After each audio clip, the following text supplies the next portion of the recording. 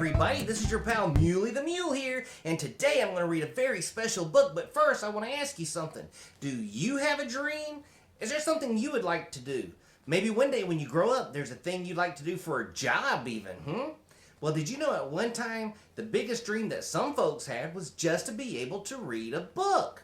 Yeah, sometimes people could go to a library, but they couldn't do anything about it. And that's what this book here is a little bit about, called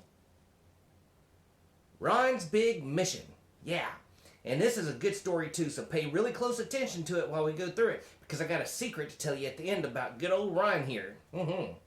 Ron's Big Mission. Rose Blue and Corinne J. Naden. Illustrated by Don Tate. From Scholastic Publications. "You're up early this morning, Ron. What's the rush?" asked Miss McNair. "Come and have your breakfast. I made some oatmeal." "I have to go, Mama," said Ron, tying his sneakers. "I have something to do this morning." "You always have something to do," said his mother with a smile. "Just be home by lunchtime, okay?" "Okay." Ron was 9 years old. That morning he left his house with a plan.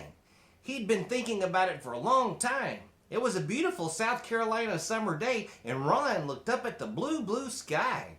Someday he thought he would be up there, flying a plane. He wanted to be a pilot when he grew up, but today Ron had something else on his mind, something very important. Ron walked down the street as fast as he could. He didn't want to be late. "Hi, Ron," the grocer called from the front of the store. "There you are, just in time for a donut." "Morning, Mr. Douglas," said Ron. "Thank you, but there's someplace I've got to be." And Ron kept on walking.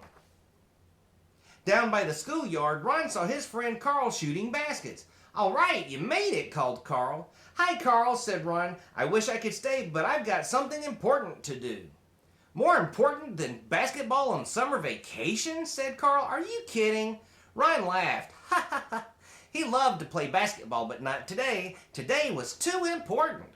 Ron kept on walking. When Ron got to the Lake City Public Library, he stopped. This was it. He was hot from walking so fast, and he was nervous too. He took a deep breath, lifted his head high, and went inside.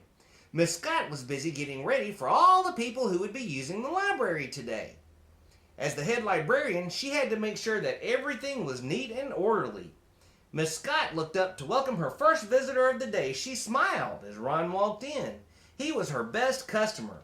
Ron gave a little wave to Miss Scott and went right to the shelves. It took Ron a while to find some books. He always looked for books that showed children who looked like him, but that was hard. There were not many books about black kids on the shelves. At last, Ron found some books on airplanes. He took the books and started to walk to the front desk.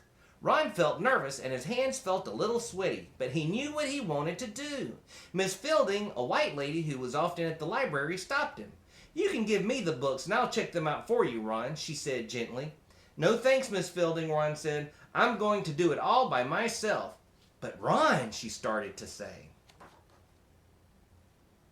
Ron was already on his way to the front desk. He put the books on the counter. "I'd like to check these out, please," said Ron. The desk clerk didn't look at him. Didn't she hear me? Ron wondered. Ron knew what he had to do. He jumped up on the counter. He wanted the desk clerk to know he was serious. "I'd like to check out these books," he said quietly. At first, the desk clerk and Miss Scott just looked at each other.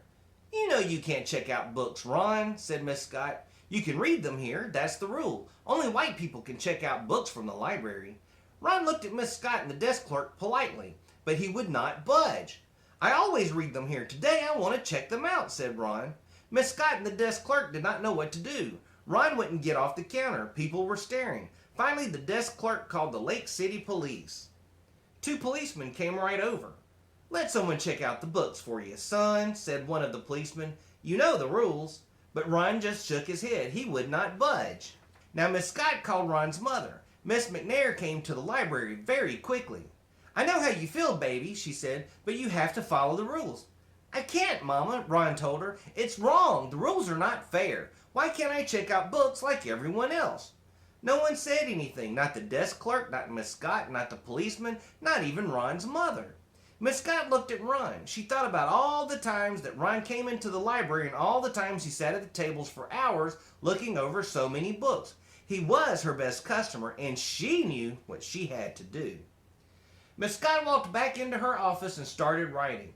Ron wondered what she was doing. Miss Scott returned and handed Ron a library card, his library card.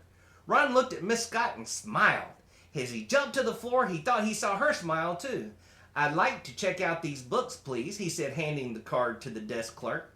The desk clerk took his library card and stamped the cards in the back of the books. "These are due back in 2 weeks," she said. Ron smiled.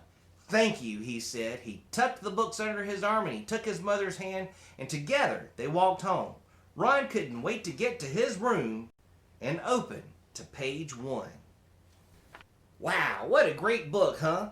Yes, sirree, Bob. And you want me to tell you the big secret I was sharing earlier in the story? Ron McNair grew up to become an airplane pilot. And not even just that, he also became an astronaut. Yeah. So just remember that no matter what kind of obstacles try to get in your way, if you've got a dream, you stand up for it, you hold strong, and you make that dream happen. This is your pal Muley the Mule saying, see you real soon. Mwah.